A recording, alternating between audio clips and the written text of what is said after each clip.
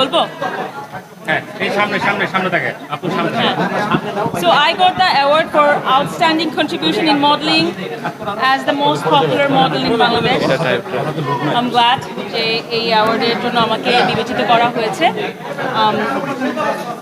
Outstanding contribution নাকি আমি জানি না, কিন্তু আমি চেষ্টা করেছি মডেলিংয়ের শুরু থেকে এখন পর্যন্ত এমনভাবে কাজ করতে যাতে অনেক সময় ভাবা হয় মিডিয়ার মেয়ে মানেই শিক্ষিত না, মিডিয়ার মেয়ে মানেই হয়তোবা বেশিরভাগ মেয়েরা হয়তোবা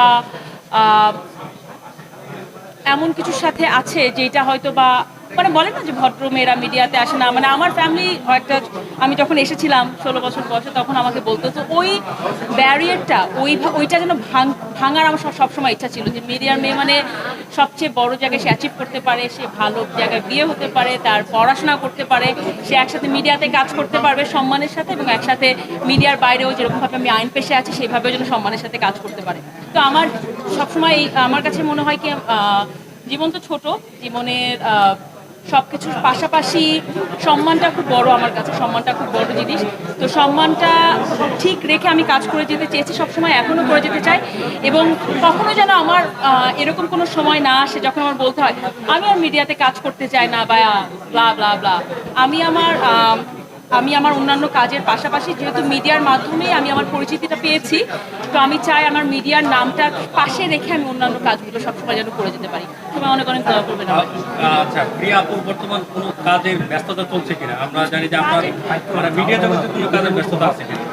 আজকেও 2টা ইভেন্ট করে আসলাম, একটা ব্র্যান্ডের সাথে এনরোলমেন্ট, সো সেরকম অনেক কাজ করা হয়, বিপিএল এর একটা শো করছি।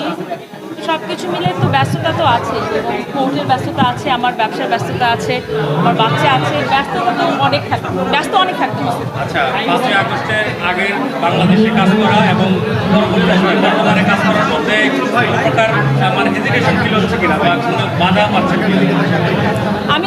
আমি পলিটিক্যাল কেউ না, একেবারে আমি কখনো কোনো পলিটিক্স কোনো কিছু করিনি। তারপরেও আমাকে এমনভাবে পলিটিক্সে মানুষ ঢুকায় ফেলছিল জাস্ট বিকজ আমি সুমন ভাইয়ের সাথে কাজ করি বলে।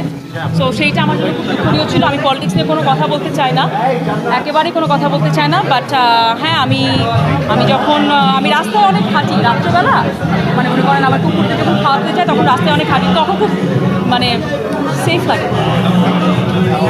সুন্দর গান আগে থেকে আগে থেকে এখন অনেক সেফ লাগে, শান্তি লাগে। সেফ লাগে না, সরি, সেফ লাগে না। খুব সুন্দর গান হচ্ছে, আমার পছন্দের গান।